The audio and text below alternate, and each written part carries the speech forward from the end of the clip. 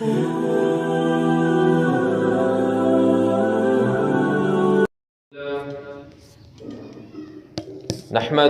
ونستعينه ونستغفره ونعوذ بالله من شرور أنفسنا ومن سيئات أعمالنا من يهده الله فلا مضل له ومن يضلل فلا هادي له أشهد أن لا إله إلا الله وحده لا شريك له وأشهد أن محمدًا عبده ورسوله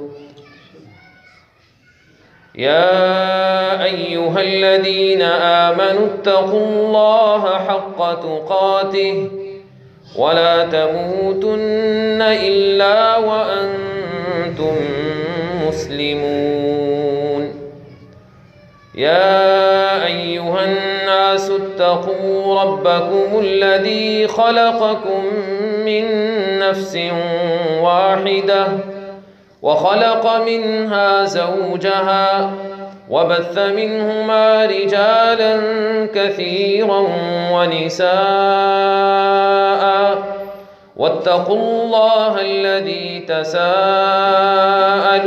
به والأرحام إن الله كان عليكم رقيبا يا أيها الذين آمنوا اتقوا الله وقولوا قولا سديدا يصلح لكم أعمالكم ويغفر لكم ذنوبكم ومن يطع الله ورسوله فقد فاز فوزا عظيما أما بعد فإن خير الحديث كتاب الله وخير الهدي هدي محمد صلى الله تعالى عليه وسلم وشر الأمور محدثاتها وكل محدثة بدعة وكل بدعة ضلالة وكل ضلالة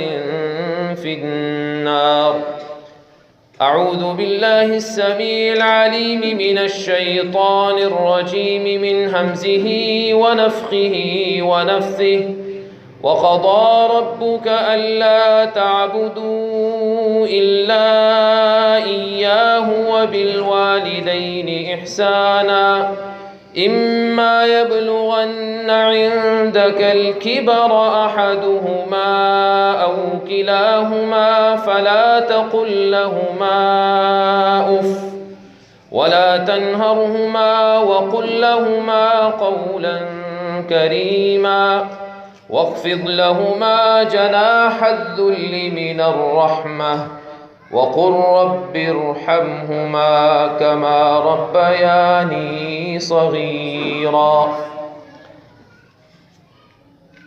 محترم حاضرین و سامعین،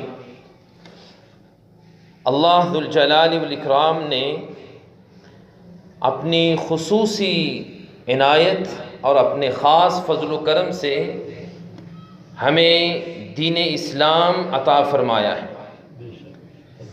اور یہ اللہ کا اتنا بڑا انعام ہے کہ اگر میں اور آپ ساری زندگی سجدے میں سر رکھ کے اس کا شکر ادا کرتے رہیں تو اس ایک نعمت کا شکریہ ادا کرنے کا حق نہیں ادا کر سکتے۔ انسان کی زندگی میں اسلام سے بڑی دولت اور اسلام سے بڑی نعمت کوئی اور ہے ہی نہیں۔ اس لیے رب العزت نے جب اس دین کو مکمل کیا اور آخری وحی نازل فرمائی جس پہ دین کے مکمل ہونے کا اعلان کیا گیا تھا، تو اس کے الفاظ یہ تھے کہ وَأَتْمَمْتُ عَلَيْكُمْ نِعْمَتِي، میں نے ساری نعمتیں تم پہ مکمل کر دی۔ اسلام کے آ جانے کے بعد اور کوئی نعمت ایسی نہیں بچتی کہ جس کے بارے میں انسان یہ کہہ سکے کہ میرے پاس اللہ کی کوئی نعمت نہیں۔ دوسرے لفظوں میں یوں کہیے کہ اگر اسلام ہے تو سب کچھ ہے، اسلام نہیں تو کچھ بھی نہیں۔ چونکہ یہ اللہ کا سب سے بڑا انعام ہے، اللہ کا سب سے بڑا احسان ہے، اللہ کی طرف سے ملنے والا سب سے بڑا تحفہ ہے، اللہ کی طرف سے ملنے والا سب سے بڑا اعزاز ہے۔ جب یہ اعزاز بڑا ہے تو پھر دنیا کی روایت یہ ہے کہ جتنا بڑا منصب اور عہدہ ہوتا ہے اتنی بڑی ذمہ داریاں بھی ہوتی ہیں۔ ایک محلے کے کونسلر، ایک علاقے کے کونسلر کی ذمہ داری اتنی نہیں جتنی ایک ایم پی اے کی ہوتی ہے، اور جتنی ذمہ داری ایک ایم این اے کی ہے اتنی ایم پی اے کی نہیں، اور جتنی ایک وزیر اعظم کی ہے اتنی ایم پی اے کی نہیں۔ جتنا بڑا منصب ہوگا اتنی بڑی ذمہ داری ہوگی۔ ہم میں سے ہر شخص چونکہ مسلمان ہے تو اسلام ہونے کے ناطے ہمارے اوپر بہت بڑی ذمہ داری، کئی ایک ذمہ داریاں ہیں، اور مسلمان ہونے کے ناطے ہمارے اوپر دوسروں کے حقوق ہیں۔ ہر مسلمان پہ، ہر ایک مسلمان پہ دو قسم کے حقوق ہیں، ایک اللہ کے حقوق اور دوسرے بندوں کے حقوق، حقوق اللہ اور حقوق العباد۔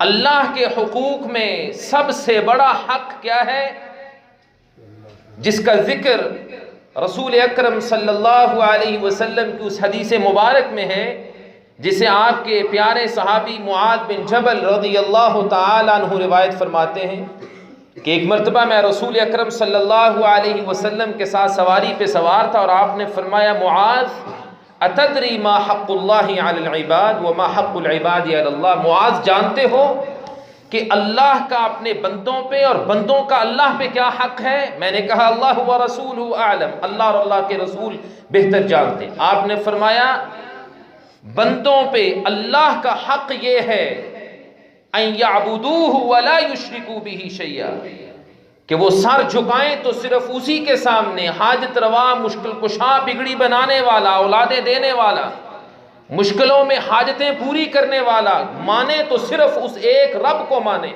اس کے سوا کسی کو، کسی حجر شجر کو، کسی مخلوق کو، کسی جاندار غیر جاندار کو، کسی بڑے وڈیرے پیر بزرگ کو اللہ کے ساتھ شریک نہ ٹھہرائیں۔ یہ اللہ کا سب سے بڑا حق ہے۔ اور پھر بندوں کا اللہ پہ حق، بندوں کا حق اللہ پہ، اور یہ وہ حق ہے جو اس مالک نے خود اپنے ذمے لیا ہے۔ بندوں کا حق اللہ پہ یہ ہے کہ جو کوئی اس کے ساتھ شرک نہ کرے وہ اس کو جہنم کی سزا نہ دے بلکہ اس کو جنت کا داخلہ عطا فرمائے، اور یہ اس رب کا وعدہ ہے۔ اللہ کے حقوق میں سب سے بڑا حق اللہ کی عبادت ہے۔ اب ذرا ہم خود اپنے آپ سے پوچھیں کہ جو شخص اللہ کی عبادت کے لیے وقت نہیں نکال سکتا، جو 5 وقت کی نماز ادا نہیں کر سکتا، وہ اپنے مالک کا حق ادا نہیں کر رہا، وہ اللہ کا حق ادا نہیں کر رہا۔ جب وہ اللہ کا حق ادا نہیں کرتا تو پھر وہ مالک اس بندے پہ اپنی رحمت کیسے نازل کرے؟ اور یہ وہی چیز ہے جس کا ذکر اللہ نے قرآن مجید میں کئی ایک جگہ پہ کیا ہے۔ اور دوسری طرف دوسرا اسلام کا، اس دین کا جو بڑا حصہ ہے وہ ہے حقوق العباد، بندوں کے حق۔ بندوں کے حقوق میں اللہ رب العالمین کی مخلوق میں سب سے بڑا حق ہمارے اوپر رسول رحمت صلی اللہ علیہ وسلم کا، اللہ کے رسول صلی اللہ علیہ وسلم کا حق ہمارے اوپر ہے۔ آپ کی اطاعت کی جائے، آپ کی فرما برداری کی جائے، آپ کی سنتوں پہ عمل کیا جائے، آپ کی تابعداری کی جائے، جہاں آپ کہیں رک جاؤ وہاں رکا جائے، جہاں کہیں چل پڑو وہاں چل پڑے، یہ کرو وہ کر گزریں، یہ نہ کرو وہاں سے پیچھے ہٹ جائیں۔ یہ ہے اطاعت اور فرما برداری، اللہ کے رسول صلی اللہ علیہ وسلم کا سب سے بڑا حق ہمارے۔ اللہ کے رسول کے بعد اللہ کی مخلوق میں ہمارے اوپر جن کا حق ہے وہ ہے ہمارے والدین۔ والدین، آپ کا باپ، آپ کی ماں، ان کا حق آپ کے اوپر اللہ کی عبادت کے بعد سب سے بڑا ہے۔ اس لیے قرآن مجید میں 1-2 جگہ پہ نہیں، کئی جگہوں پہ اللہ نے ان دونوں چیزوں کا اکٹھا ذکر کیا ہے۔ سورہ بقرہ میں اللہ تعالیٰ فرماتے ہیں وَإِذْ أَخَذْنَا مِيثَاقَ بَنِي إِسْرَائِيلَ لَا تَعْبُدُونَ إِلَّا اللَّهَ وَبِالْوَالِدَيْنِ إِحْسَانًا۔ اللہ فرماتے ہیں ہم نے بنی اسرائیل سے، صرف اے مسلمانوں، اے محمد کریم صلی اللہ علیہ وسلم کے امتیوں، تمہارے لیے ہی نہیں پچھلی قوموں سے بھی ہم نے یہ وعدہ لیا تھا کہ اللہ کے سوا کسی کی عبادت نہیں کرنی اور والدین کے ساتھ اچھا سلوک کرنا ہے۔ اللہ کی عبادت اور والدین کے ساتھ حسن سلوک، دونوں چیزوں کا اکٹھا ذکر کیا۔ سورہ نساء میں بھی اللہ نے اسی بات کو دہرایا، وَاعْبُدُوا اللَّهَ وَلَا تُشْرِكُوا بِهِ شَيْئًا وَبِالْوَالِدَيْنِ إِحْسَانًا۔ اللہ کی عبادت کرو، اس کے ساتھ کسی کو شریک نہ ٹھہراؤ، والدین کے ساتھ اچھا سلوک کرو۔ سورہ انعام میں پھر یہی بات دہرائی، قُلْ تَعَالَوْا أَتْلُ مَا حَرَّمَ رَبُّكُمْ عَلَيْكُمْ أَلَّا تُشْرِكُوا بِهِ شَيْئًا وَبِالْوَالِدَيْنِ إِحْسَانًا۔ اے محمد صلی اللہ علیہ وسلم ان لوگوں سے کہیے کہ آؤ میرے پاس، میں تمہیں پڑھ کے سناؤں، تلاوت کر کے سناؤں کہ تمہارے رب نے تمہارے اوپر کیا فرض کیا ہے، کیا حرام کیا ہے۔ تمہارے اوپر حرام ہے اس کے ساتھ شرک کرنا، اور تمہارے اوپر واجب اور فرض ہے کہ اس کی عبادت کرنے کے ساتھ ساتھ والدین کے ساتھ حسن سلوک کرنا۔ اسی طرح فرمایا سورہ بنی اسرائیل میں، سورہ اسراء میں، وَقَضَى رَبُّكَ أَلَّا تَعْبُدُوا إِلَّا إِيَّاهُ وَبِالْوَالِدَيْنِ إِحْسَانًا۔ تیرے رب کا حکم ہے کہ اس کے سوا کسی کی عبادت نہیں کرنی اور والدین کے ساتھ حسن سلوک کرنا۔ اس کے علاوہ بھی بہت سی آیات، کئی جگہوں پہ اللہ کی عبادت، والدین کے ساتھ حسن سلوک۔ والدین کے ساتھ حسن سلوک، اس کا کیا مطلب ہے؟ ان کی فرما برداری، ان کی تابعداری، ان کی خدمت، ان کے لیے وقت نکالنا، ان پہ اپنا مال خرچ کرنا، یہ سب کچھ والدین کے ساتھ حسن سلوک کرنے میں شامل ہے۔ اور یہ اتنا بڑا فریضہ ہے کہ جس کو اللہ نے قرآن مجید میں اپنی عبادت کے ساتھ ذکر کیا ہے۔ میں اور آپ اپنے آپ سے پوچھیں کہ ہم میں کتنے لوگ ہیں جو اس فرض کو اس انداز سے نبھاتے ہیں جس طرح نبھانے کی ضرورت ہے۔ اگر اس کو سمجھنا ہو تو سورہ اسراء کا یہ حصہ وَقَضَى رَبُّكَ أَلَّا تَعْبُدُوا إِلَّا إِيَّاهُ اور اس کے بعد والی آیتیں، ان کو ذرا غور سے، توجہ سے ان کا ترجمہ کبھی پڑھیے اور بار بار پڑھیے کہ اللہ نے کن الفاظ میں اس کا ذکر کیا۔ اور جتنا بڑا فرض ہوتا ہے اتنے فرض میں، اس فرض میں کوتاہی کی سزا بھی پھر اتنی ہی بڑی ہوتی ہے۔ مثال کے طور پہ ہمارے اس دین میں اللہ کی توحید اور رسول اکرم صلی اللہ علیہ وسلم کی رسالت کا اقرار کرنے کے بعد سب سے بڑا فرض کیا ہے؟ 5 وقت کی نماز کی پابندی۔ جو نماز ادا نہیں کرتا اس کے بارے میں شدید ترین وعید ہے۔ روزہ چھوڑنے والے کے لیے، زکوٰۃ نہ دینے والے کے لیے، حج نہ کرنے والے کے لیے اتنی بڑی سزا نہیں جتنی بے نمازی کے لیے، کیونکہ فرض یہ سب سے بڑا ہے۔ یہی معاملہ توحید کا ہے، جو اللہ کی توحید کو پامال کرے، جو اللہ کے ساتھ شرک کرے، اس کی جو سزا ہے وہ کسی اور فرض کو چھوڑنے کی سزا نہیں۔ جتنا بڑا فرض ہے اس کا انکار کرنا یا اس سے اتنا ہی دور بھاگنا یا اس کو ادا نہ کرنے کی سزا بھی اتنی بڑی ہوتی ہے۔ یہی وجہ ہے کہ والدین کے ساتھ حسن سلوک جتنا بڑا فریضہ ہے، اس فریضے کو انجام نہ دینا، اس کو اگنور کرنا، اس کا خیال نہ رکھنا، اس کی سزا بھی اتنی بڑی ہے۔ اس لیے اللہ کے رسول صلی اللہ علیہ وسلم نے کئی ایک حدیث میں اسے کبیرہ گناہوں میں شامل کیا ہے۔ حضرت عبداللہ بن عمر بن عاص رضی اللہ تعالیٰ عنہ فرماتے ہیں کہ ایک شخص اللہ کے رسول صلی اللہ علیہ وسلم کے پاس آیا، آ کر کہنے لگا اللہ کے رسول مل کبائر، مجھے بتائیے کہ کبیرہ گناہ کون سے ہیں؟ آپ صلی اللہ علیہ وسلم نے فرمایا سب سے پہلے تو اللہ کے ساتھ شرک کرنا ہے۔ اسلام میں اس سے بڑا گناہ کوئی اور نہیں۔ اللہ کے اس دین کے مطابق شرک سے بڑا کوئی گناہ نہیں، سب سے بڑا گناہ شرک ہے۔ اس نے کہا ثم ماذا بعد، اللہ کے رسول اس کے بعد؟ آپ نے فرمایا عقوق الوالدین، والدین کا دل دکھانا، والدین کی نافرمانی کرنا، ان کا خیال نہ رکھنا، ان کی خدمت نہ کرنا۔ ایک دوسری حدیث میں اللہ کے رسول نے فرمایا ان من اکبر الکبائر العقوق الوالدین، کبیرہ گناہوں کی ایک لمبی لسٹ ہے، محدثین نے اس پہ کتابیں لکھی ہیں، امام ذہبی کی یہ کتاب الکبائر کے نام سے ہے، جس میں کبیرہ گناہوں کی لمبی لسٹ موجود ہے، لیکن کبیرہ گناہوں میں کچھ ایسے ہیں جو ٹاپ پہ ہیں، جو سب سے پہلے آتے ہیں، ان میں یقینی طور پہ سب سے پہلے تو اللہ کے ساتھ شرک ہے، کیونکہ اس سے بڑا اور کوئی گناہ نہیں۔ ان کبیرہ گناہوں میں ایک بڑا گناہ، کبیرہ گناہوں میں جو بڑے گناہ ہیں ان میں بڑا گناہ ہے عقوق الوالدین، والدین کی نافرمانی۔ اللہ کے رسول صلی اللہ علیہ وسلم نے ایک اور حدیث میں فرمایا کہ 3 قسم کے لوگ ایسے ہوں گے جو قیامت کے دن اللہ نہ ان کی طرف دیکھیں گے، نہ ان سے گفتگو کریں گے، نہ ان کو گناہوں سے پاک کریں گے۔ ان بد نصیبوں میں ایک بدبخت وہ ہوگا جس نے والدین کا دل دکھایا، جس نے والدین کی نافرمانی کی۔ ایک اور حدیث میں آپ نے فرمایا لا يدخل الجنت عاق لوالدی، والدین کا نافرمان جنت میں جانے کا مستحق نہیں ہے۔ ایک اور حدیث میں اللہ کے رسول صلی اللہ علیہ وسلم نے فرمایا کہ کل الذنوب یؤخر اللہ منہا ما شاء الی یوم القیامہ، جتنے بھی گناہ ہیں، جتنے بھی گناہ ہیں، قتل ہے، زنا ہے، چوری ہے، بدکاری ہے، دھوکہ ہے، جھوٹ ہے، غیبت ہے، جو بھی گناہ آپ شمار کر لیں، جتنے بھی گناہ ہیں، سب کے سب گناہوں کی سزا اللہ چاہے تو دنیا میں دے دے بندے کو، اور چاہے تو آخرت تک اس کو مؤخر کر دے، سوائے ایک گناہ کے کہ اللہ نے اپنے ذمے لے رکھا ہے کہ جو بدبخت یہ گناہ کرے گا میں اس کی موت سے پہلے اسے دنیا میں سزا دوں گا۔ اور وہ گناہ کون سا ہے؟ عقوق الوالدین، والدین کی نافرمانی۔ میرے بھائیوں، والدین کی نافرمانی، والدین کا دل دکھانا اتنا کبیرہ گناہ ہے، اتنا بڑا گناہ ہے کہ اس گناہ کی وجہ سے آپ زندگی بھر کی عبادتیں، نمازیں، روزے، تہجدیں اور زکاتیں اور صدقات، حج، عمرے ایک طرف رکھ لیں، والدین کی نافرمانی کا گناہ ایک طرف، یہ سارے کے سارے نیکیاں آپ کو دنیا کی ذلالت اور دنیا کی رسوائی اور ذلت سے بچا نہیں سکتے۔ اور اس پہ اللہ کے رسول صلی اللہ علیہ وسلم کی حدیث شاہد۔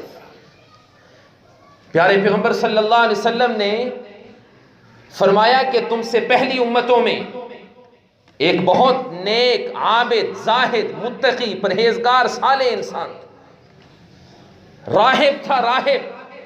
راہب خاص طور پہ عیسائیوں میں وہ ہوتا ہے جو دنیا سے بالکل کٹ جائے اور دن رات اللہ کی عبادت میں گزارنے لگے۔ آج کل تو عیسائیت بالکل بدل چکی ہے، لیکن پہلے راہب واقعتاً وہ اللہ کی عبادت میں اپنا وقت صرف کیا کرتے تھے، اگرچہ اللہ نے یہ چیز ان پہ فرض نہیں قرار دی تھی، جس طرح اللہ نے قرآن میں فرمایا رہبانیت کو انہوں نے خود اپنے اوپر لازم قرار دیا۔ اللہ کی عبادت کے لیے دنیا سے کٹ جانا، سب کچھ چھوڑ دینا، بہن بھائی، والدین، اولاد، رشتہ دار، سب کچھ کو چھوڑ دیا، صرف یہ ذہن میں رکھ کے کہ میں نے دن رات اللہ کی عبادت ہی کرنی۔ اور یہ کسی حد تک یہی وہ انداز ہے جو ہمارے بعض مسلمان گروہوں میں، خاص طور پہ صوفیہ میں یہ پایا جاتا ہے کہ جی دنیا سے بالکل کٹ جائیں، جبکہ دین یہ نہیں کہتا، دین قطعی، دین اسلام قطعی طور پہ اس کی اجازت نہیں دیتا۔ اس لیے میں نے اپنی گفتگو کا آغاز اس سے کیا کہ دین کے 2 حصے ہیں، اللہ کے حقوق، بندوں کے حقوق۔ اسلام اس کی اجازت نہیں دیتا کہ بندوں کے حقوق آپ ایک طرف رکھ دیں اور کہیں کہ میں اللہ کے حقوق ادا کرنے میں لگا ہوں۔ بہرحال یہ ایک راہب تھا، زاہد تھا، متقی تھا، پرہیزگار تھا، اور اپنے معاشرے میں، اپنے علاقے میں معروف تھا کہ اس جیسا متقی پرہیزگار کوئی نہیں۔ اس نے اپنا ایک علیحدہ ایک گرجا بنایا ہوا تھا جس میں وہ رہتا تھا، اللہ کی عبادت کیا کرتا تھا، اسی ذہن کے ساتھ کہ دن رات اللہ کی عبادت کر کے میں اللہ کا قرب حاصل کروں گا۔ لیکن اس بیچارے نے کیا کیا کہ صرف اپنے ہی بنائے ہوئے اس ذہن کے مطابق اس نے اپنی ماں کو چھوڑ دیا، ماں کی خدمت کو چھوڑ دیا، بھلا دیا۔ اس کے ذہن میں یہ بات آئی کہ اللہ کی عبادت ہی تو سب کچھ ہے، اللہ کا قرب حاصل کرنے کے لیے اللہ کی عبادت ہی کرنی پڑے گی۔ ماں کو چھوڑ دیا۔ ماں آخر ماں ہوتی ہے، صبر کیا، بہت صبر کیا، آخر مجبور ہوئی۔ ایک دن اس کے دروازے پہ آئی آ کے دستک دی، یہ نماز پڑھ رہا ہے، اپنی عبادت میں مصروف ہے۔ اللہ کے رسول صلی اللہ علیہ وسلم فرماتے ہیں نماز کے دوران ہی اپنے آپ سے کہتا ہے یا رب امی و صلاتی، اے میرے رب کیا کروں، ایک طرف ماں ہے مجھے آوازیں دے رہی ہے، اور اس زاہد اور اس عابد اور اس متقی کا نام بھی اللہ کے رسول نے فرمایا جریج اس کا نام تھا، یاد کر لیجئے جریج، بڑا متقی تھا۔ نماز میں کہتا رب امی و صلاتی، میرے مولا کیا کروں، نماز ہے ادھر میں اپنی نماز پڑھ رہا ہوں، اپنی عبادت میں مصروف ہوں، ادھر ماں آوازیں دے رہی، کیا کروں؟ نماز کے دوران ہی فیصلہ کیا کہ نہیں، چونکہ ماں کو چھوڑا تھا اللہ کے لیے، اللہ کی عبادت کے لیے، لہذا عبادت جاری رکھو، ماں کی پرواہ نہیں کی، چھوڑ دی۔ ماں بیچاری واپس چلی گئی۔ دوسرا دن ہوا، ماں پھر آئی، دستک دی، یہ پھر اپنی عبادت میں مصروف۔ تیسرا دن ہوا، پھر آ کے اس نے دستک دی، جریج جریج، وہ پکارتی رہی، یہ اپنی عبادت میں مصروف۔ اب ماں کا دل ٹکڑے ٹکڑے ہوا، اور یاد رکھیے ماں کی زبان سے بد دعا ایسے ہی نہیں نکلتی۔ تیرے والدین تیرے لیے بہت کچھ برداشت کرتے ہیں، زندگی بھر صبر کرتے، زندگی بھر صبر کرتے۔ جب تیری ماں نے تجھے جنم دیا تھا اس وقت اس نے کچھ نہیں کہا تھا، جب تو راتوں کو جاگا کرتا تھا تیری ماں تیرے ساتھ رات بھر جاگتی تھی، تو سوتا تھا تو وہ سوتی تھی، تو جاگتا تھا تو وہ جاگتی تھی، تو ہنستا تھا تو وہ ہنستی تھی، تو روتا تھا وہ روتی تھی، بڑا صبر کیا تیری ماں نے۔ لیکن ایک موڑ زندگی میں پھر وہ آ جاتا ہے جب ماں کے صبر کا پیمانہ بھی لبریز ہو جاتا ہے، اور وہ تب ہوتا ہے جب تو نے ستانے کی حد کر دی ہو، چاہے کتنا ہی متقی پرہیزگار کیوں نہ ہو، تو نے ماں کا دل اتنا دکھایا کہ ماں بد دعا دینے پہ مجبور ہوئی۔ جریج کی ماں نے پھر بد دعا کے الفاظ کہے، اور پھر جب ستی ہوئی ماں بد دعا دے تو پھر یقین جانیے آپ کی زندگی کا بدترین دن ہے وہ، تیری زندگی کا بدترین دن ہے وہ دن جب تیری ماں تیرے خلاف بد دعا کر دے۔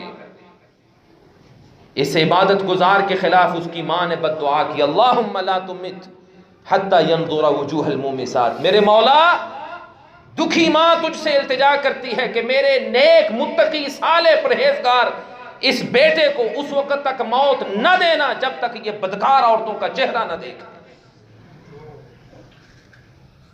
صرف ماں ہی نہیں تھی، مظلوم بھی تھی، ستی ہوئی تھی، اور ظلم کرنے والا کون تھا؟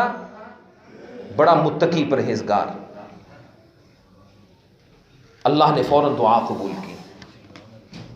اسی علاقے میں ایک عورت، بدکار عورت، زانیہ اور فاحشہ عورت، اس نے بدکاری کی، حمل سے ہوئی، بچے کو جنم دیا، بچہ پیدا ہوا، علاقے والوں نے پوچھا بچے کا باپ کون ہے؟ اس نے کہہ دیا جریج اس کا باپ۔ اس عورت نے کہہ دیا جریج اس کا باپ۔ تھی یہ تہمت، تھا یہ الزام ہی، لیکن اس کی زبان سے یہ الفاظ نکلے اس وجہ سے کہ ماں نے بد دعا کی ہوئی تھی۔ علاقے والے اکٹھے ہوئے، جو اس کو بڑا متقی پرہیزگار سمجھتے تھے، انہوں نے آ کے اس کی عبادت گاہ کو گرا دیا، مارا پیٹا، ذلیل رسوا کیا۔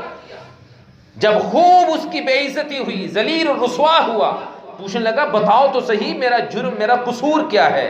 کہنے لگے ہم سمجھتے تھے کہ ہمارے پورے علاقے میں تیرے جیسا متقی کوئی نہیں، اور کام یہ کیا تو نے، بدکاری کی ہے اس فاحشہ اور زانیہ کے ساتھ، اور یہ بچہ تیرا ہے۔ اس نے کہا کہ نہیں، مجھے تھوڑی سی مہلت دو، مجھے نماز ادا کرنے دو، تب تک اس بچے کو لے کے آؤں، قربان جاؤں اس مالک کی قدرت پہ اور اس احکم الحاکمین کے فیصلوں پہ۔ وہ مولا کسی کی نیکی کو ضائع نہیں کرتا، وہ بندے کو سزا تو دیتا ہے اس کی غلطی کی، لیکن وہ کسی کی نیکی کو ضائع کبھی نہیں کرتا۔ وہ سبق سکھانے کے لیے تجھے کسی تکلیف، کسی آزمائش میں مبتلا تو کر دے گا، لیکن جو نیکی اور جو نیک عمل تو نے اس کی رضا کے لیے کیا ہے اسے کبھی ضائع اور برباد نہیں ہونے دے، کیونکہ اس نے آخر عبادت تو اللہ کی ہوئی تھی، اللہ کا قرب تو کسی حد تک حاصل کیا تھا، لیکن اس قرب کے ساتھ ساتھ اس نے ماں کو ناراض کیا تھا۔ اللہ نے یہی سبق سکھانا تھا کہ عبادت اللہ کی کرنی ہے تو ساتھ والدین کے ساتھ اس نے سلوک بھی لازمی ہے، تب صحیح معنوں میں اللہ کو قرب حاصل ہوگا۔ اس نے نماز شروع کی، شاید نماز ہی میں اس نے توبہ کی ہو، اپنی غلطی کا احساس ہو گیا، نماز سے فارغ ہوا، وہ بچے کو لے کے آئے، بچے کی کوکھ پہ اس نے ہاتھ مارا اور پوچھا من ابوک، بتا تیرا باپ کون ہے۔ یہ کرامت تھی اس کی۔ اللہ کے رسول صلی اللہ علیہ وسلم نے فرمایا 3 بچے ہیں جو پیدائش کے فوراً بعد بولے ہیں، ان میں ایک اللہ کے نبی عیسیٰ ابن مریم ہیں علیہ الصلاۃ والسلام، کہ پیدائش کے بعد ہی مریم علیہ السلام اٹھا کے لائیں تو انہوں نے بول کے بتایا تھا کہ میں اللہ کا بندہ ہوں، جس کا ذکر اللہ نے سورہ مریم میں کیا۔ اور دوسرا ایک بچہ یہ تھا جو اس وقت بولا، اس نے بتایا کہ میرا باپ وہ چرواہا ہے، ایک اور شخص کا نام لیا، وہ چرواہا جریج کے ساتھ اسی کی عبادت گاہ میں رہا کرتا تھا، اصل میں اس نے بدکاری کی تھی اس دانیہ کے ساتھ اور بچہ اس کا تھا۔ پھر علاقے والوں نے اس سے معافی بھی مانگی اور کہا کہ اب ہم تیرے عبادت گاہ کو سونے کی اینٹوں سے بنانے کے لیے تیار ہیں، ہم معافی مانگتے ہیں، ہم سے غلطی ہوئی۔ لیکن اس نے کہا کہ نہیں، جس طرح کی پہلے تھی اسی طرح کی بنا دو، میرے لیے کافی ہے۔ لیکن اس پورے واقعے میں سبق کیا ہے؟ ماں کی بد دعا نے متقی، پرہیزگار، صالح، نیک، عابد، زاہد کو ذلیل اور رسوا کر دیا، اللہ نے دنیا میں سزا دی۔ اور یہ ہے اللہ کے رسول کا فرمان کہ اللہ سب گناہوں کی سزاؤں کو آخرت تک مؤخر کر سکتا ہے، لیکن والدین کی نافرمانی، والدین کا دل دکھانا اتنا بڑا جرم ہے، اتنا بڑا گناہ ہے کہ اللہ نے اپنے اوپر لازم قرار دیا ہے کہ اس بدبخت کو دنیا میں اس کی موت سے پہلے ضرور سزا دوں۔ اب ذرا اس تصویر کا دوسرا رخ دیکھیے، ایک وہ بھی ہے جس نے ماں کی خدمت کی اور اللہ نے اس کا مقام کیا بلند کیا۔ آپ نے سنا ہے یقیناً نام اس کا اویس قرنی۔ کون ہے اویس قرنی؟ کبھی اس کی سیرت کو پڑھ کے دیکھیے۔ اللہ کے رسول صلی اللہ علیہ وسلم صحابہ کرام کے درمیان تشریف فرما ہے، فرماتے ہیں کہ یمن میں ایک آدمی رہتا ہے جس کا نام اویس ہے، یمن میں ایک آدمی رہتا ہے جس کا نام اویس ہے، اور صرف یمن میں صرف اتنا نہیں بتایا کہ یمن میں رہتا ہے، اس علاقے کا نام بھی بتایا، قرن کا وہ علاقہ ہے جہاں وہ رہتا ہے، اویس قرنی اس کو کہتے ہیں۔ پھر اس کی نشانی بھی بتائی کہ اس کے جسم پہ تھوڑے سے پھل بہری کے نشانات بھی ہیں۔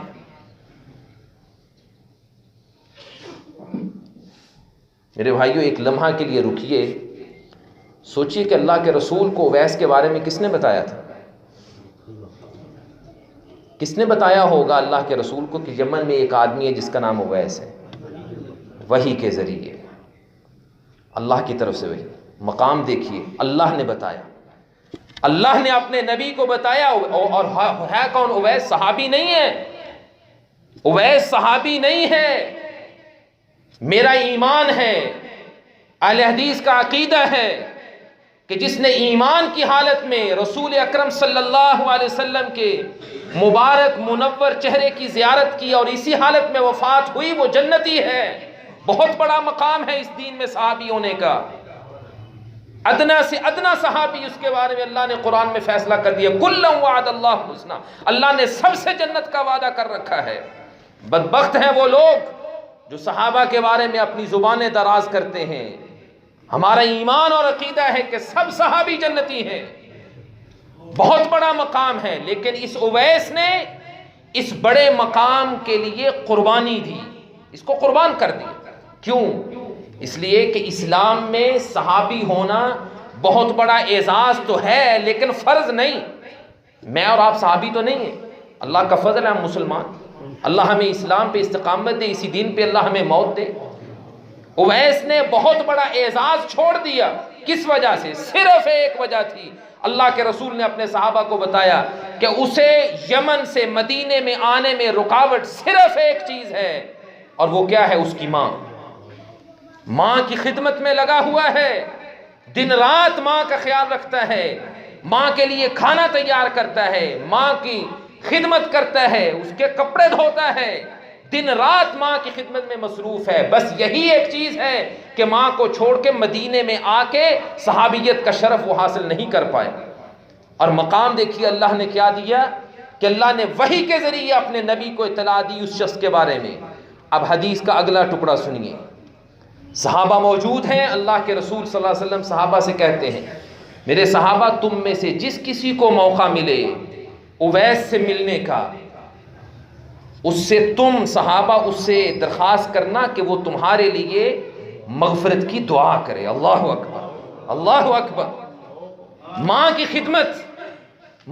خدمت کی وجہ سے صحابیوں کو کہا جا رہا ہے کہ غیر صحابی سے درخواست کرنا کہ وہ تمہارے لیے مغفرت کی دعا کرے، اور تاریخ نے ثابت کیا کہ ایسا ہوا۔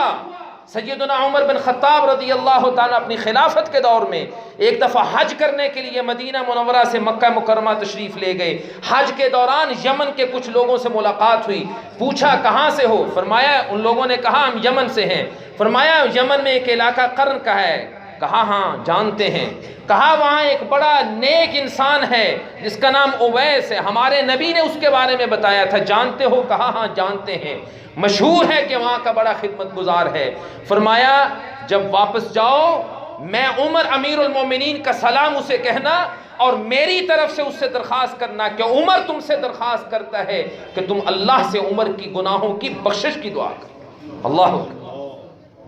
ماں کی خدمت، ذرا دونوں واقعات کو دیکھیے، جریج کا واقعہ، اویس کرنی کا واقعہ، بڑا سبق ہے عبرت حاصل کرنے والوں کے لیے، ان کے لیے جن کے دلوں میں، جن کے سینوں میں دل ہے، جن کے سینوں میں دل ہے وہ ان واقعات سے بہت کچھ سیکھ سکتے ہیں۔ اللہ کے رسول صلی اللہ علیہ وسلم کے ایک صحابی جن کے بارے میں آپ صلی اللہ علیہ وسلم نے فرمایا کہ اللہ نے مجھے خواب میں دکھایا کہ میں جنت میں چل رہا ہوں، اور جنت میں چلتے ہوئے مجھے جنت میں قرآن مجید کی تلاوت کرنے کی آواز آئی۔ میں نے پوچھا کہ یہ شخص کون ہے جو قرآن کی تلاوت کر رہا ہے؟ تو مجھے بتایا گیا کہ اے پیغمبر صلی اللہ علیہ وسلم، یہ آپ کا صحابی حارثہ بن نعمان ہے، حارثہ بن نعمان۔ ہماری ماں عائشہ رضی اللہ تعالیٰ فرماتی ہیں اللہ کے رسول نے جب یہ واقعہ ہمیں بتایا تو آپ نے فرمایا کہ حارثہ قرآن مجید کی تلاوت اس زمین پہ کر رہا تھا، لیکن میں نے جنت میں اس کے قرآن کی تلاوت سنی، اور اس کی وجہ کیا ہے؟ آپ نے فرمایا کان بارا لامہ، وہ اپنی ماں کا بڑا فرما بردار تھا، ماں کا بڑا خدمت گزار تھا۔ اور صرف یہی نہیں، پھر اللہ کے رسول نے فرمایا ذالکم البر، ذالکم البر، ذالکم البر، ماں باپ کے ساتھ نیکی کرنی ہو اور طریقہ سیکھنا ہو تو حارثہ بن نعمان سے سیکھو۔ اور حارثہ بن نعمان کی سیرت پڑھ کے دیکھیے، آپ کو پتہ چلے گا کہ وہ ماں کی خدمت میں دن رات لگا رہتا تھا، ماں کے لیے کھانا پکاتا بھی تھا، ماں کو کھانا کھلاتا بھی تھا، ماں کے کپڑے بھی دھوتا تھا، ماں کے پاؤں بھی دھوتا تھا، دن رات ماں کی خدمت کرتا تھا، اور خدمت کے دوران قرآن کی تلاوت کرتا ہوگا، اللہ کے فرشتے جنت میں اس کی تلاوت سنتے، ماں کی خدمت کی وجہ سے۔ افسوس آج ہم جس دور سے گزر رہے ہیں، یہاں اولاد کے پاس والدین کے لیے وقت ہی نہیں، اولاد کے پاس وقت ہی نہیں ہے۔ یہ ٹیکنالوجی جس نے ہمیں فائدہ بھی بہت دیا، لیکن اس نے اتنی بربادی کی ہے نسلوں کی کہ اولاد والدین کی موجودگی میں بیٹھی موبائل پہ اپنے دوستوں کے ساتھ، اپنے دور کے رشتہ داروں کے ساتھ میسیجز، واٹس ایپ، فیس بک پہ تو مصروف ہے، پاس بیٹھی ماں کا اور پاس بیٹھے باپ کو کچھ خیال ہی نہیں۔ اس گئے گزرے دور میں میرے بھائی، اگر والدین کی خدمت صحیح معنوں میں کرنی ہے تو پھر ماں باپ کی موجودگی میں اس کو ذرا ایک سائڈ پہ رکھ دیجیے، تھوڑا سا جو وقت جو آپ کبھی نکال لیتے ہیں اپنی مصروف ترین زندگی میں سے، جبکہ آپ کی زندگی کے قیمتی ترین لمحات وہ ہیں جو اللہ کی عبادت میں گزرے، اور اس کے بعد وہ اوقات اور وہ منٹس اور وہ سیکنڈ جو آپ اپنے والدین کی صحبت میں گزاریں۔ اللہ کے رسول صلی اللہ علیہ وسلم کی وہ حدیث آپ نے معروف سنی ہے، ایک صحابی نے آ کے پوچھا من احق الناس بحسن صحبتی یا رسول اللہ، اللہ کے رسول میری اللہ کی مخلوق میں سب سے زیادہ میری صحبت کا حقدار کون ہے؟ اور لفظ صحبت کا مطلب ہوتا ہے ساتھ بیٹھنا، ساتھ وقت گزارنا۔ ہم عام طور پہ اس کا ترجمہ کر جاتے ہیں کہ میں سب سے زیادہ کس کے ساتھ حسن سلوک کروں، لیکن حدیث کے الفاظ اسی لفظ صحبت سے صحابی ہے جو ساتھ رہا ہو، اس کا سوال تھا کہ میں سب سے زیادہ وقت کس کے ساتھ گزاروں، سب سے زیادہ حقدار کون ہے؟ اللہ کے رسول نے جواب دیا امک، تیری ماں۔ پھر اس نے کہا اس کے بعد، فرمایا پھر تیری ماں۔ اس نے کہا پھر اس کے بعد، فرمایا پھر تیری ماں۔ فرمایا اس کے بعد، فرمایا تیرا باپ۔ بس دوست، رشتہ دار، کاروبار، دکان، برادری، قبیلہ، یہ اور وہ سب کچھ بعد میں، والدین پہلے، والدین پہلے۔ لوگ سوال کرتے ہیں کہ جی ہم کیسے بیلنس رکھیں، میری دکان بھی ہے، میرا بزنس بھی ہے، کام کاج بھی ہے، آخر والدین کیا کروں، بڑی مجبوری ہے۔ چھوڑ اپنے کاروبار کو، تجھے کاروبار کی قربانی دینی پڑتی ہے دے، دکان بند کرنی پڑتی ہے بند کر، والدین کی خدمت کو، والدین کی خدمت کی اگر ضرورت ہے تو تو خدمت میں معمور ہو جا۔ اللہ کی قسم، اللہ تجھے وہ برکتیں دے گا اور وہ عزتیں دے گا جس کا تو کبھی تصور نہیں کر سکتا۔ یہ صرف شیطانی بہانے ہیں کہ میری اور بھی بہت ساری مصروفیات ہے، کیا کروں کیا کروں۔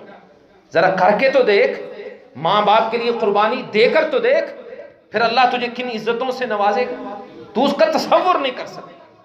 اللہ ہمیں توفیق عطا فرمائے کہ ہم اللہ کے حقوق بھی صحیح معنوں میں ادا کریں اور اپنے والدین کے حقوق بھی صحیح معنوں میں ادا کریں۔ اللہ ہمیں سمجھنے اور عمل کرنے کی توفیق عطا فرمائے۔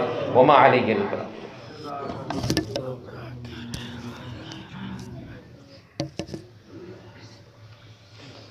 ان الحمد لله نحمده ونستعينه ونستغفره ونعوذ بالله من شرور انفسنا ومن سيئات اعمالنا، اشهد ان لا اله الا الله وحده لا شريك له واشهد ان محمدا عبده ورسوله، اما بعد۔ محترم سامعین، میری آپ سے ایک گزارش ہے کہ سورہ اسراء 15ویں پارے کی پہلی سورت، اس کے دوسرے یا تیسرے صفحے پہ آپ کو قرآن مجید کی یہ آیات ملیں گی۔ گھر میں جا کے ان آیات کا ترجمہ ذرا غور سے پڑھیے، اگر ہو سکے تو کچھ وقت نکال کے ان کی تفسیر بھی پڑھیے۔ والدین کے حقوق ہمارے اوپر جو ہیں، ان حوالے سے، اس حوالے سے یہ بہترین قرآن مجید کا حصہ ہے۔ اللہ رب العالمین نے ان آیات میں فرمایا وَقَضَىٰ رَبُّكَ أَلَّا تَعْبُدُوا إِلَّا إِيَّاهُ وَبِالْوَالِدَيْنِ إِحْسَانًا، تیرے رب کا حکم ہے کہ اس کے سوا کسی کی عبادت نہیں کرنی، والدین کے ساتھ اچھا سلوک کرنا ہے۔ اما یبلغن عندک الکبر احدہما او کلاہما فلا تقل لہما اف۔ خاص طور پہ یہ ٹکڑا اس آیت کا یہ ہلا دینے والا ہے۔ تیرے والدین دونوں، ماں باپ دونوں بوڑھے ہو جائیں یا دونوں میں سے ایک بڑھاپے کی عمر کو پہنچے، بوڑھے ہو جائیں، انہیں اب تیری ضرورت پڑ گئی ہے۔ جب تک تو نے ہوش نہیں سنبھالی، جب تک تو اپنے پاؤں پہ کھڑا نہیں ہوا، تو ان کا محتاج رہا۔ اب وہ بوڑھے ہو گئے ہیں، وہ اب تیرے محتاج ہیں۔ تو اب جوان ہے، کڑیل جوان ہے، جسم میں طاقت ہے، تیری سوچ والدین کی سوچ سے مختلف ہے۔ انہوں نے جو دور دیکھا وہ اور دور تھا، تیرا دور اور دور ہے۔ ٹھیک ہے، سوچ میں فرق ہے، یہ فطرتی بات ہے، لیکن اس سوچ کے فرق کی وجہ سے ان کا ذہن اور تیرا ذہن اور، اس وجہ سے اس کو کبھی بہانہ نہ بنانا اور کبھی مت کہنا کہ بوڑھے باپ کو پتہ ہی نہیں ہے آج ہم کس دور سے گزر رہے ہیں، ماں کو پتہ ہی نہیں ہے تم کیا کرتے۔ لا تقل لہما اف، مسلمان ہے تو اللہ کا حکم تیرے لیے یہ ہے کہ بوڑھے والدین کے سامنے اف تک نہیں کہنی، زبان بند کر کے رکھنی، زبان بند رکھ۔ لا تنہرہما، اپنی آواز بھی مت بلند کر ان کے سامنے۔ قل لہما قولا کریما، جب بھی بولنا ہے نرم گفتگو کرنی ہے۔ اور یہ حکم ہے کس کے لیے؟ مسلمان کے لیے۔ میں اور آپ اسی پہ فیصلہ کر سکتے ہیں کہ ہمارے اندر کتنا ایمان ہے اور ہم کس حد تک مسلمان، اللہ کے اس حکم کو کس حد تک ہم مانتے ہیں۔ اور اگر اس آیت کی تفسیر اور مختلف تفاسیر کو دیکھیں تو کیا کیا مفسرین نے کس کس انداز سے اس کی تفسیر کی ہے۔ مفسرین نے تو یہاں تک بھی لکھا کہ یہ اللہ نے خاص طور پہ اس آیت کے ٹکڑے میں یہ جو کہا ہے کہ والدین بوڑھے ہو جائیں تو پھر ان کو اف نہیں کہنا، اس کی وجہ یہ ہے کہ جب والدین بوڑھے ہو جائیں، تیرا باپ تیری ماں بستر پہ پڑ جائے، انہیں تیری خدمت کی ضرورت ہو، اب تیرا فرض ہے بیٹا ہونے کے ناطے باپ کی خدمت اور بیٹی ہونے کے ناطے ماں کی خدمت، یہاں تک کہ بستر پہ پڑے ہوئے جو خود اپنے آپ کو صاف نہیں کر سکتے ان کی صفائی کرتے ہوئے، غور سے سنیے، ان کا پیشاب پخانہ دھوتے ہوئے تجھے اگر بدبو آئے تو تب بھی تجھے اجازت نہیں ہے کہ تو زبان سے یہ کہے کہ بدبو آتی۔ کیوں؟ تیری ماں نے تجھے جنم دیا تھا، تو دن رات بستر خراب کرتا تھا، وہ تجھے دھوتے ہوئے کبھی نہیں کہتی تھی کہ اس کی طرف سے بڑی بدبو آ رہی، وہ تجھے دھوتی تھی، صاف کرتی تھی اور خوشی سے کرتی تھی۔ اب تیرے ماں باپ تیرے محتاج ہو گئے ہیں، ضرورت ہے ان کو تیری، اب تیرے لیے جائز نہیں کہ تو اپنی زبان سے اف تک کا کلمہ دے۔ وَاخْفِضْ لَهُمَا جَنَاحَ الذُّلِّ مِنَ الرَّحْمَةِ، اگلی آیت میں اللہ فرماتے ہیں اپنی تواضع، انکسار، نیچے گر جانا، یہ پہلو والدین کے سامنے ہمیشہ جھکا کے رکھ۔ بھائیو اس آیت میں جو لفظ ہے نا جناح الذل، لفظ ذل، اسی سے لفظ ذلیل ہوتا ہے۔ ذلیل ہم کس کو کہتے ہیں؟ گھٹیا کو۔ اللہ نے یہ لفظ بول کے مجھے اور آپ کو سبق دیا ہے کہ تو جتنا مرضی دنیا کا مال اکٹھا کر لے، جتنا مرضی دولت مند بن جائے، جتنی چاہے تیری کوالیفیکیشن اور تیری تعلیم ہو جائے، جتنے مرضی بڑے منصب عہدے پہ پہنچ جائے، اپنے ماں باپ کے سامنے تو ذلیل بن کے رہ، اپنے آپ کو نیچے رکھ۔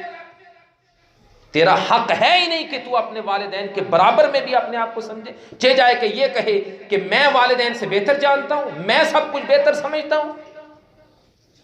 وَاخْفِضْ لَهُمَا جَنَاحَ الذُّلِّ مِنَ الرَّحْمَةِ، شفقت محبت کے ساتھ اپنے آپ کو ان کے سامنے ذلیل رکھ۔ تیرا باپ بالکل ان پڑھ ہے، اس کی کوئی دنیاوی تعلیم نہیں، تو نے پی ایچ ڈی کر لی ہے، تیرا تقابل تیرے باپ سے پھر بھی نہیں ہو سکتا، تو اپنے باپ کے سامنے تب بھی نہیں چاہیے۔ قُلْ رَبِّ ارْحَمْهُمَا كَمَا رَبَّيَانِي صَغِيرًا، فریضہ تیرا یہ ہے کہ تیرے ہاتھ ہر وقت اٹھے رہیں کہ میرے مولا میرے والدین پہ اپنی رحمت اس طرح برسا جس طرح بچپن میں انہوں نے محبت اور شفقت اور مہربانی کے ساتھ مجھے پالا پوسا تھا۔ اور آخری میری گزارش ان لوگوں کے لیے کہ جن کے والدین دونوں یا دونوں میں سے ایک اس دنیا سے رخصت ہو چکے ہیں، اپنے والدین کا حق ابھی بھی مت بھولیے، وہ دنیا سے چلے بھی گئے ہیں تب بھی آپ پہ ان کا حق ہے، آپ پہ ابھی بھی ان کا حق ہے۔ اور سب سے بڑا حق یہ ہے کہ آپ ان کے لیے ہمیشہ دعا رکھیں، ہمیشہ دعا کریں۔ اور سب سے بہترین دعا یہ دعا ہے جس کو اللہ نے خود قرآن مجید میں ذکر کیا اور ہمیں سکھائی ہے، اس مالک نے ہمیں خود یہ دعا سکھائی ہے، رب ارحمہما کما ربیانی صغیرا، اے میرے مولا، اے میرے رب، میرے والدین پہ اس طرح اپنی رحمت نازل فرما جس طرح بچپن میں انہوں نے مجھے پالا تھا۔ تیری کوئی دعا والدین کی دعا سے خالی نہیں ہونی چاہیے۔ تیرے ہاتھ جب بھی اٹھے اللہ کے سامنے، اپنے لیے کچھ مانگنے سے پہلے اپنے والدین کے لیے اللہ کی مغفرت اور اللہ کی رحمت کی دعا کر، پھر دیکھنا کہ تیری دعائیں بھی قبول ہوتی ہیں اور اللہ کی رحمتیں بھی تجھ پہ نازل ہوتی ہیں۔ اللہ رب العالمین ہمیں توفیق عطا فرمائے کہ ہم صحیح معنوں میں اس کے دین کو سمجھیں، اس کے احکامات پہ عمل کریں، اور اللہ سے التجا ہے کہ ہم میں سے جس کسی سے اپنے والدین کے حق میں کوئی کمی کوتاہی ہوئی ہے، اے مولا ہمیں اپنی خاص رحمت سے معاف فرما دے، اور ہمیں توفیق عطا فرما کہ ہم والدین جن کے زندہ ہیں اللہ انہیں توفیق دے کہ وہ ان کی بھرپور خدمت کریں، اور جن کے اس دنیا سے رخصت ہو چکے ہیں یا اللہ انہیں توفیق دے کہ وہ زیادہ سے زیادہ ان کے لیے دعائیں کریں، ان کی طرف سے صدقہ خیرات کریں، اور ہمیشہ اپنی دعاؤں میں انہیں یاد رکھیں۔ اے مولا جن کے والدین اس دنیا سے جا چکے ہیں انہیں جنتوں کا مکین بنا، اے اللہ انہیں اپنی جنتوں میں جگہ عطا فرما، ان کی قبروں کو منور فرما، اور جن کے والدین زندہ ہیں اللہ ان کو صحت، سلامتی، تندرستی والی لمبی زندگی عطا فرما، یا اللہ ان کو محتاجگیوں سے بچا، اور اللہ ہمیں اپنا اور اپنے نبی کا فرما بردار بنا کے رکھ۔ اسلام کی حالت میں ہمیں اے اللہ زندہ رکھنا، اور ایمان کی حالت میں ہمیں اپنی طرف بلا لینا۔ وآخر دعوانا ان الحمد للہ رب العالمین۔